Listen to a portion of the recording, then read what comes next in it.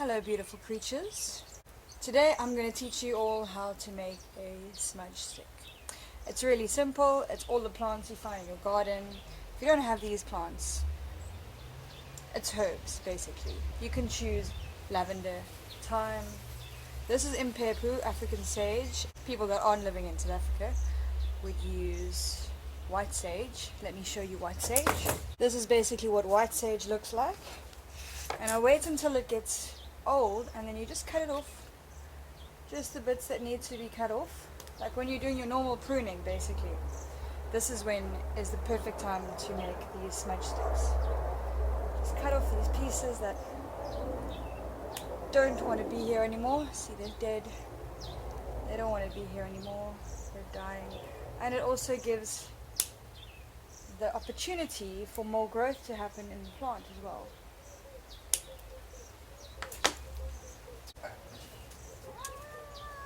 And also be careful, every time you get up you might get a cat taking your seat, especially ones that really want to be held. All you need is some black string, simple old, well, any color you want. It's got to be natural fibers so it's easily burnable, nothing that has any plastics or anything like that in it. And now you start combining pieces. First I'm going to start with some pine needles. These represent health, prosperity, purification, and protection. And now my next ingredient I'm going to add is thyme. This is for courage and to elevate your mood if you're in a bad mood. And you don't need much, you just need a little bit. And it takes so long to grow as well. So like this is a year of growing and you've got this. So be very sparing. Unless you've got a lot. If you've got tons of time, use it, you know. I'm making a few, so I don't want to use all of this thyme right now. Maybe I'll use 2 pieces. And this is for courage, for confidence, also to honor the dead and to dispel bad energies and entities. Now we're going to move on to rosemary.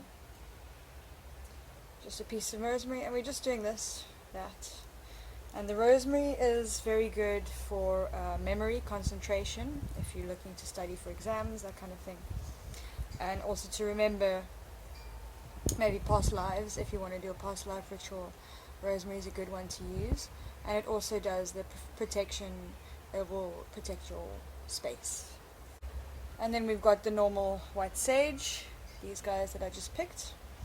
And you know what that's all about, that's the standardized bringing harmony and balance back into your space. It's good to use before rituals, before doing any kind of spell work or anything like that. And it cleanses and clears your space. As well as the impepu, this guy. And also the lavender and the mint also have the purification and cleansing thing, but they've all got different properties as well. But mint itself is very good if you're growing it in front of your home, just outside your front door.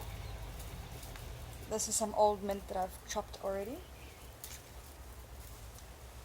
If you grow it outside your door, it protects you from bad spirits or bad energies, and may stop fights and may bring harmony and peace into the house. And it's a hex breaker as well. And then impepu. This is grown endemically in South Africa. I don't know where else you find it, maybe all over, who knows. But this is what our traditional healers and shamans and some sangomas use also to protect the space. And this invokes peaceful dreams. Not only does it invoke peaceful dreams, but also prophetic dreams. You can smoke it. You can literally smoke anything here. It's not, I mean, you shouldn't smoke, you know, right? But if you want to, this also apparently helps you to stop smoking.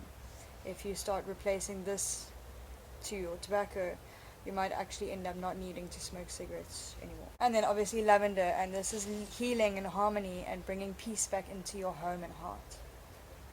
And then you just add until it's a nice thick bundle. And while you are putting these together, you set the intention for healing, harmony, protection, and to purify your space. That's a piece of mint. And if you've got a piece that's a little bit long, you can just cut it, just like that. And also, if you walk around your garden and you find beautiful flowers, you can add your colorful flowers in it. I don't have colorful flowers at the moment, literally nothing. It's the beginning of winter, so there's hardly any flowers here, so we're just going to go for the basics. It does the same job, and when you light it, it burns beautifully. And the smell is magnificent because it's got the flavors and fragrances of all these beautiful herbs, and they all have their own unique smells and scents. And not only do they make your place, your sacred space, protected and cleared and cleansed from any negative energies, it also makes it smell divine. So are you watching here? All you do is just wrap this around, and you're allowed to go as well, like I do. It makes you know what you're doing. It's pretty simple, straightforward, and everyone can do it. Okay, now you reach the end here, and this is the most difficult part. Okay, look at all of these pieces. What I do, you can do whatever you want because this is your own creation. You just bend this nicely like this, and then it looks like that. See, much easier to work with. And then you go around one more time just to make sure you've got all the little leaf pieces in. Like, look at that guy hanging there. Just whatevs. That's probably a spider web. Also, please note, you might catch little animals crawling around and just safely return them back to their natural environment. Unless you want them for lunch, or you want to give them to your cat for lunch. See, creepy crawlies. There's one guy. I'm going to call him Bob. His name is Bob. He's hanging out right now. Okay, now we've got the end bit. This is the most difficult part of the whole task, is to make this tie in nicely. Use a pair of scissors. Chop. Chop. Maybe you should use a pair of scissors that's sharper than the ones I'm using. And then you do this, right? And watch what I do. Look carefully. You pull this around here, can you see? And pull it through the hole and pull. And you do that about 1,000 times so that it never ever comes away. And now you've got the perfect smudge stick. And now because this is green and it's come off living plants, you'll have to leave it in a dark place. A dry, dark area. Well, not sunlight, let's put it that way. You're not supposed to have it in full sunlight. So, somewhere... Are you biting me? I think these guys bite. Just warning, something's going on and it feels funny, so they might bite. Not sure. What are you doing, friend? Bob? I thought we were friends. Anyway, so Bob's trying to bite me. Yeah, so not full sunlight, somewhere in a dark, cool room, warmish room, whatever. Aerated, dry slowly and properly. And then you've got a smudge stick, and you can use it whenever you need to use it, to clear your space between rituals and whatever it is that you want to do. There you go. That is what you call incense. And Bob says bye-bye. And Bjorn in the corner, you see that guy in the corner? He made this wonderful coffee. It's actually a cappuccino, look. Yeah, it's a real cappuccino. Okay, bye-bye guys. I hope you enjoyed it. If you enjoyed it, please like, share, and subscribe, and tell all your friends about this amazing channel. Goodbye from Bob.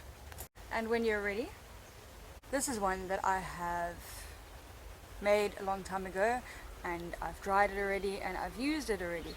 You can use it a little bit and then dunk it in water, and then it'll go off. Also remember, when making these, to ask the plants first if you can cut their leaves, especially if they're green. If they're dead, they will be happy to get you to cut them off.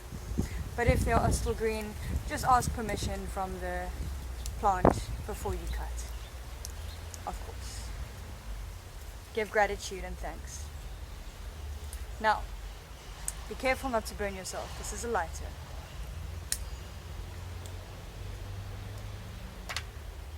That's a candle. And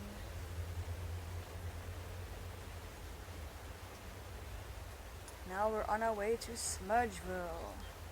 And you can smudge anything you want. You can smudge your screen, you can smudge your newsfeed, you can smudge yourself. Just get all of that negative energy off you, you know, and just be very grateful for this moment.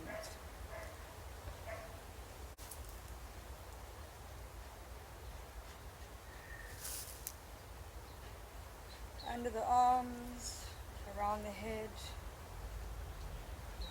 along all chakras and energy centers and energy points, between the legs, under your feet, under your other foot, and always set the intention, what you want the cleansing for, and the Earth Star chakra,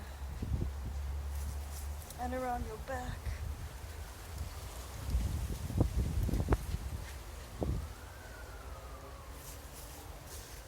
And that's it. That is how you smudge. And this is how you switch it off.